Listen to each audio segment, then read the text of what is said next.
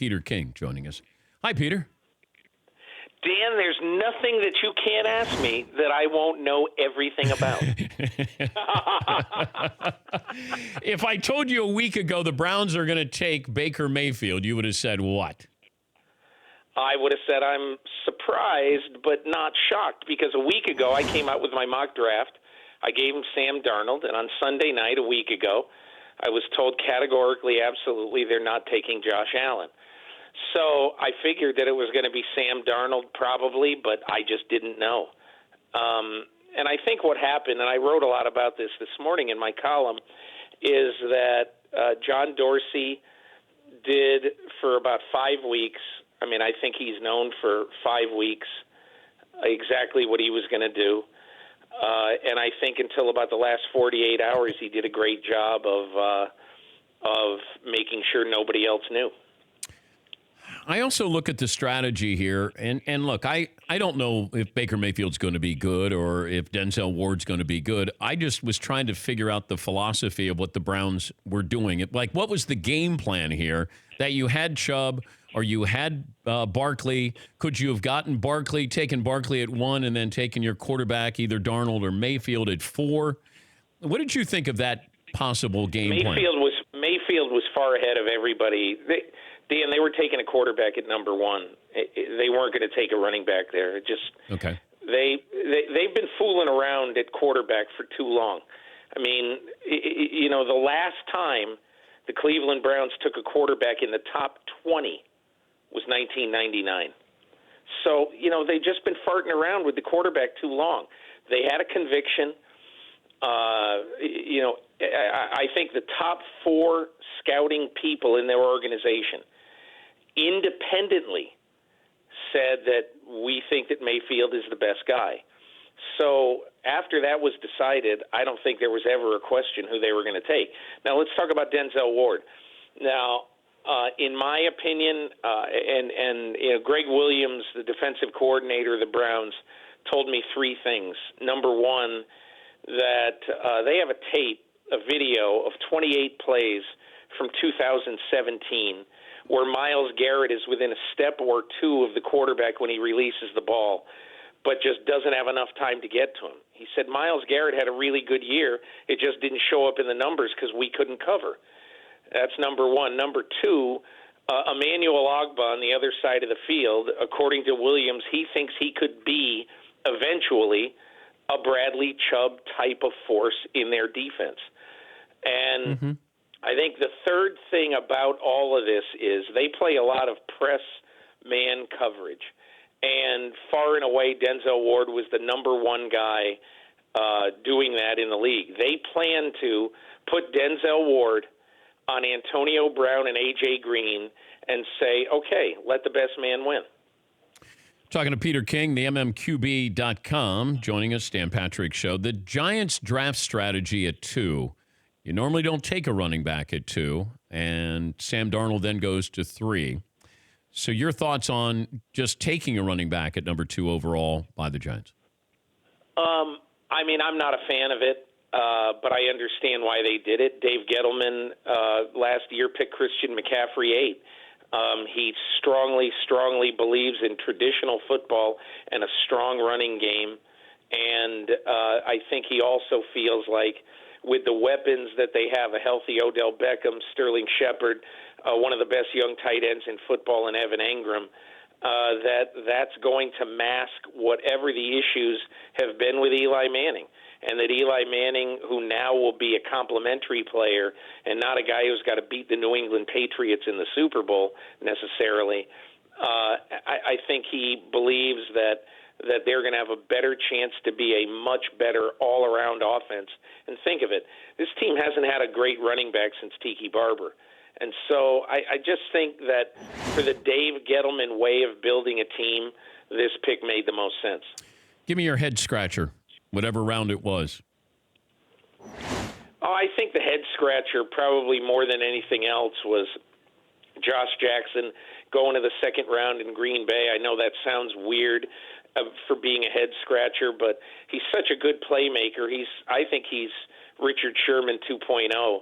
I don't know if he'll be as good in the NFL, but he's a slower guy. He's a 4-5 corner, but who's got a great nose for the football. And I think he's going to be a very good NFL corner. The other thing was, I thought Arizona did a great, not a good, but a great job in moving from 15 to 10 for a quarterback and not giving up either next year's one or a second-round pick. They traded a 3 and a 5. And I think that was a really good move on their part. And, Oakland probably had no other significant offer. And I believe after Oakland lost Mike McGlinchey to the San Francisco 49ers that it made any trade down attractive because they knew they wanted a tackle and they knew taking Colton Miller at number 10 would be stupid. So they get some benefit moving down to 15, but it's not, to me, what the market said it should be. Yeah, I love what the Packers did with those defensive backs. Those are guys who play right away. The other aspect of what I found fascinating is that once we had the Jason Witten news that maybe he was going to go to Monday Night Football, now were the Cowboys going to pull the trigger on a tight end in the second round? And when the Eagles leapfrogged them to take the kid out of South Dakota State, I thought, man, that one looked like it stunned the Dallas Cowboys. Was Dallas taking Dallas Goedert? I don't know if they were or not, Dan. I think they obviously were in need of a tight end, but I just don't know. I think the irony is rich, though, that that a tight end named Dallas gets picked in Dallas and not by the Cowboys, and that's a position of great need for them. No matter what Witten does, I mean, I assume like everybody else that Jason Witten is going to do TV, but it sure looked like the Eagles pulled one off on the Cowboys. Why wouldn't Witten do Monday Night Football? I have no idea. I think because the only reason is because he still loves football. And Dan, you remember last year I did a story on him for Football Night in America, basically about what his routine was to get ready or to heal on Monday. And I was with him for 7 hours on Monday. This guy in year 15 had the zeal of a rookie, and he still really loved football. When we talked, he talked about playing multiple years. So I'm sure that it isn't easy, regardless of the fact that this is probably going to be your next career.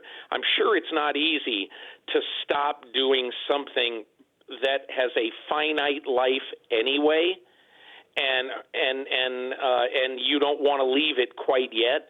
But as Tony Romo did last year, sometimes you don't have a choice of when these jobs open up. Oh, I would run to that Monday Night Football, Joe. Yeah, I'd run because he's already got a Hall of Fame resume. But I'd also say this, Dan. To me, I think a lot of times, and you would know this far better than I, but I've always had the impression that sometimes if you get into TV, sometimes you're better working for – I'm going to make this up, Comcast Dallas, first or something, to work for 2 or 3 years instead of opening on this gigantic stage, because everybody can't be Tony Romo. I mean, even Collinsworth, had a few years with the training wheels on. So and look, I think Jason Witten is going to do a very good job, but I'm saying sometimes I think it's good to get a little batting practice in Double-A before you're called up to the Yankees. One final point here. Shad Khan trying to buy Wembley, and then and I'm going to paraphrase the quote, that it's almost like saying, hey, by getting Wembley, I'm further ensuring the Jacksonville keeps the Jaguar. Yeah, I didn't quite get that one. I thought that was some very, very interesting logic. By Shad Khan, who, and I have to tell you this, Shad Khan has been a fantastic owner in Jacksonville. But at some point, he's going to have the opportunity, without any doubt in my mind, he's going to have the opportunity to move his franchise. And so, I mean, is he going to take that opportunity? Is he not? I don't know. He insists that he is not. I'll take him at his word. But it doesn't really it's not very logical to me to say, hey, I'm buying the most iconic stadium in Europe, and I want to play football games over, and we play football games over here every year. Ergo, this strengthens the Jacksonville Jaguars. I don't really get it, but hey, we'll see. Here's part of the quote: "The stronger the Jaguars are in London, the more stable and promising the Jaguars' future will be in Jacksonville." Boy, I don't know if I would pony up for season tickets there for Jacksonville long term. Well, you know why I would? Because the Jaguars are good, and they're going to be fun to watch. And look, nobody knows what the future holds. No one knows if you're going to get hit by a car walking off the curb tomorrow. So, I mean, enjoy that team, because that team is going to be fun to watch in a very Coughlin-Marone-esque kind of way. Pete, great stuff in the column today. Thanks for joining us, and we'll talk soon.